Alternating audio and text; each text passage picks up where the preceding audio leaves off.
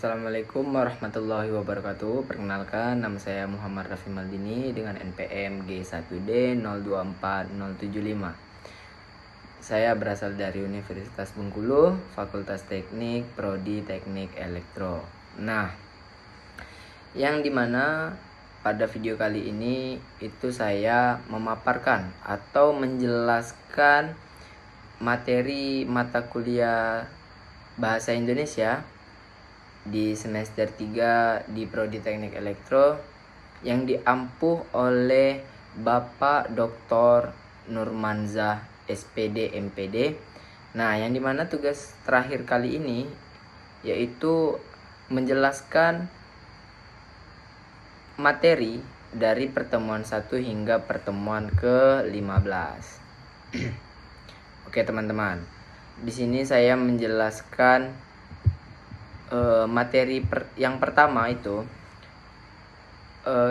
di sana itu terdapat hakikat dan pengembangan bahasa Indonesia. Nah, yang dimana hakikat bahasa Indonesia itu sendiri terbagi menjadi dua bagian. Yang pertama yaitu sebagai bahasa nasional. Nah, yang dimana kenapa sebagai bahasa nasional itu sudah ditetapkan pada hasil Sumpah Pemuda pada 28 Oktober, teman-teman, 1928. Nah, ini menjadi identitas bangsa ataupun alat pemersatu dan simbol kebanggaan bagi bangsa Indonesia itu sendiri. Nah, yang kedua itu sebagai bahasa negara. Kenapa sebagai bahasa negara, teman-teman? Nah, dikarenakan pada Pasal 36 Undang-Undang Dasar 1945 itu digunakan dalam pemerintahan, pendidikan, hukum, ataupun komunikasi resmi dalam bernegara di Republik Indonesia ini. Nah, pada hakikat dan pengembangan bahasa Indonesia ini tadi kan terpecah menjadi dua tuh. Nah, yang kedua itu adalah fungsi bahasa Indonesia itu sendiri. Nah, pada fungsi bahasa Indonesia itu yang pertama, alat komunikasi sehari-hari kita. Yang mana bahasa Indonesia itu adalah komunikasi kita untuk instruksi, perintah, ataupun komunikasi lain sebagai macamnya. Yang kedua yaitu alat pemersatu bangsa, teman-teman. Karena di Indonesia itu memiliki banyak suku, daerah, dan bahasa lain-lain. Nah, bahasa Indonesia ini berperan sebagai pemersatu ataupun pengartian semua bahasa yang dimengerti oleh setiap daerah ataupun suku, teman-teman. Nah, apakah teman-teman sudah paham pada hakikat dan pengembangan bahasa Indonesia? Saya harap teman-teman bisa mengerti apa yang saya jelaskan pada materi 1 tadi. Nah, pada materi yang kedua yaitu bersikap berbahasa Indonesia. Kita tidak hanya ngomong aja bahasa Indonesia, teman-teman, yang dimana ada sikapnya. Nah, yang pertama itu adalah ada pengertian sikap bahasa. Nah, sikap bahasa adalah perasaan, pandangan, ataupun penilaian seseorang terhadap bahasa sendiri atau bahasa orang lain. Nah, yang kedua itu ciri sikap bahasa. Yang pertama, kesetiaan bahasa, yaitu dorongan untuk mempertahankan bahasa sendiri dan mencegah dominasi bahasa orang lain. Nah, yang kedua itu, maaf teman-teman. Nah, oke, kita lanjut. Yang kedua itu ada kebanggaan bahasa, yang dimana menggunakan bahasa sebagai identitas dan simbol pemersatu itu tadi sendiri. Nah, yang kedua itu adalah komponen bahasa. Teman-teman, komponen sikap bahasa.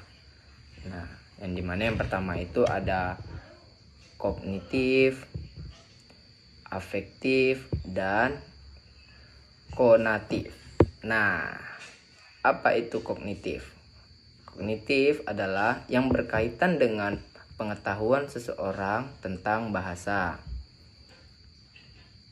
Afektif adalah yang berkaitan dengan perasaan suka atau tidak suka terhadap bahasa. Nah, yang ketiga, konatif itu berhubungan dengan tindakan nyata dalam menggunakan bahasa. Nah, itu tadi pertemuan kedua, teman-teman. Yang ketiga itu materi ketiga. Di dalamnya itu ada teks dalam kehidupan akademik. Apa itu teks kehidupan akademik, teman-teman? Teks akademik adalah teks yang digunakan dalam lingkungan pendidikan dan penelitian untuk menyampaikan pengetahuan, gagasan, dan temuan secara baku, objektif, sistematis, dan dapat dipertanggungjawabkan. Nah, teman-teman, adapun fungsi dan peran bahasa Indonesia dalam akademik, teman-teman. Yang pertama itu bahasa Indonesia sebagai pengantar ilmu, media utama penyampaian materi kuliah, laporan, dan publikasi nasional. Yang kedua itu bahasa dokumentasi. Bahasa dokumentasi itu sendiri adalah merekam pengetahuan seperti arsip ilmiah, repositori kampus, dan jurnal nasional, dan masih banyak lagi yang lain, teman-teman. Nah, yang ketiga itu ada bahasa pemersatu akademik. Nah, apa yang dimaksud bahasa pemersatu akademik? Yaitu menjembatani ragam disiplin dan latar budaya. Yang keempat itu bahasa pengembangan istilah. Adapun yang dimaksud pengembangan istilah itu adalah bentuk kosakata ilmiah baru yang seragam dan mudah dipahami, teman-teman. Banyak kita temukan pada sekarang bahasa-bahasa istilah. Nah, setelah fungsi dan peran bahasa Indonesia dalam akademik, ada juga bentuk tulisan akademik ini, teman-teman. Yang pertama, hasil kajian pustaka, yaitu seperti makalah, artikel ilmiah, berita, biografi, buku teks, modul, buku ajaran, ataupun panduan, teman-teman.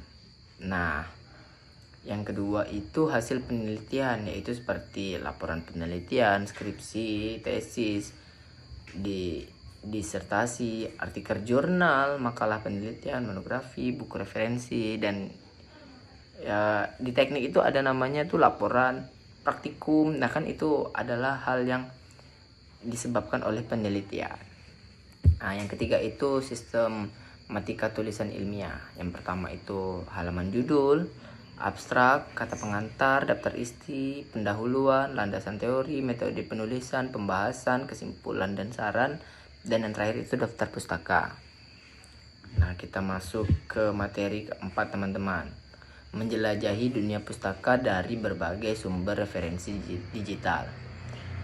Nah, tujuan kita mempelajari tentang ini yaitu kita diharapkan mampu menjalani dan memanfaatkan sebagai sumber referensi digital untuk keperluan akademik, khususnya dalam penelusuran literatur dan penyusun karya tulis ilmiah. Nah, yang kedua itu ada contoh sumber referensi digital. Nah, berbagai platform digital dapat digunakan untuk mencari artikel ilmiah, jurnal, buku, ataupun literatur lainnya seperti Crossref itu berguna untuk pencarian doi dan metadata publikasi, dan masih banyak lagi yang lain seperti Libgen itu untuk mencari database buku elektronik. Keren kan, teman-teman? Nah, yang ketiga itu adalah pengenalan aplikasi Mendeley. Nah, di aplikasi Mendeley ini adalah aplikasi untuk mengelola situasi dan referensi. Terdapat 3 jenis utama. Yang pertama itu Mendeley Desktop, Mendeley Reference Manager, dan Mendeley Web. Nah, teman-teman, pada keempat itu ada contoh penggunaan Mendeley dalam penulisan KTI. Nah, pada Mendeley ini memudahkan kita untuk memasukkan kutipan in text caption, menyusun daftar pustaka otomatis, menata referensi sesuai gaya penulisan, mulai dari APA, IEE, dan lain-lain. Nah, kita lanjut yang kelima ini teman-teman, yaitu adalah presentasi ilmiah. Nah, yang pertama itu ada hakikat presentasi ilmiah. Presentasi ilmiah adalah keterampilan berbicara di depan umum untuk menyampaikan gagasan, hasil penelitian, pemikiran kritis, dan informasi akademik. Nah, tujuan utamanya adalah mengubah perilaku audiens, menginspirasi, dan memberikan pemahaman yang baru. Nah, adapun 3 komponen dasar komunikasi tersebut. Apa aja itu teman-teman? Yang pertama itu ada komunikator, yaitu penyampaian pesan. Yang kedua itu ada media penyimpan, atau bisa kita sebut slide, ataupun itu tuh bisa disebut juga dengan alat bantu visual. Yang ketiga itu ada audiens. Audiens itu ya penerima pesan suara itu sendiri teman-teman. Yang terakhir itu kesimpulan. Dan dapat disimpulkan, presentasi ilmiah adalah proses komunikasi akademik yang memerlukan komulator dan kompeten, media yang tepat, dan strategi penyimpanan yang efektif teman-teman. Nah, pada materi 6 dan 7 itu adalah proposal mendesain kegiatan. Nah, di sini kita disediakan PKM teman-teman, itu proposal mendesain kegiatan itu. Proposal itu sendiri adalah kegiatan dokumen formal yang digunakan untuk mengajukan ide, rencana, dan anggaran suatu acara dalam program kepada pihak terkait seperti sponsor, instansi, ataupun atasan. Berikut adalah langkah-langkah dan elemen utama untuk mendesain proposal itu sendiri teman-teman, yang sangat efektif. Persiapan awal itu adalah identifikasi kebutuhan. Kita pahami dulu tujuan kita apa, audien ditargetkan, dan konteks, misalnya kegiatan sosial, pendidikan, ataupun komersial. Lakukan riset awal untuk mendukung ide Anda. Begitu teman-teman. Nah, yang kedua itu temukan format. Dan yang ketiga itu cari bahasa dan gaya. Gunakan bahasa formal, jelas, ringkas, dan persuasif. Hindari jargon kecuali dijelaskan. Kita lanjut ke materi 11 sampai 15 nih teman-teman. Ini langsung terkait mengenai laporan penelitian dan artikel ilmiah, atau bisa kita sering didengarkan itu skripsi teman-teman. Nah, hakikat penelitian itu teman-teman, kita kembali dulu ke penelitiannya. Penelitian itu adalah proses ilmiah yang menyelidiki masalah secara sistematis guna memperoleh jawaban yang valid. Jadi sesuai data nih teman-teman. Nah, yang kedua itu metode dan siklus proses penelitian. Tahapan penelitian tuh ada identifikasi masalah penelitian, tinjauan pustaka, penetapan maksud penelitian, pengumpulan data, adapun analisis dan interpretasi data, adapun laporan dan evaluasi, metode penelitian pengembangan sesuai pendekatan seperti kuantitatif dan kualitatif, ataupun bisa dicampurkan teman-teman. Yang ketiga itu ada jenis penelitian. Yang pertama itu ada kuantitatif, itu sendiri tadi eksperimennya yaitu di uji coba, ANOVA atau ANCOVA. Nah, kualitatif itu sendiri apa teman-teman? Ya, di sana adalah menghasilkan teori, berbudaya, mencari studi kasus, naratif, historis, ataupun fenomenologi. Nah, yang keempat itu ada sistematis proposal dan laporan penelitian. Proposal penelitian kuantitatif itu pada bab satunya itu ada pendahuluan, latar belakang, ruang lingkup, rumusan masalah, tujuan, manfaat, dan definisi opsional. Yang bab kedua itu adalah kajian teorinya teman-teman. Penelitian relevan, kerangka berpikir, hipotesis, itu yang di bab kedua. Yang di bab ketiga itu ada metodologi, yang dimana metode, waktu, dan tempat variabel, populasi simpel, teknik, dan instrumen pengumpulan data, uji validitas, reliabilitas, dan analisis data. Terus proposal penelitian kualitatif, yang pertama itu laporan.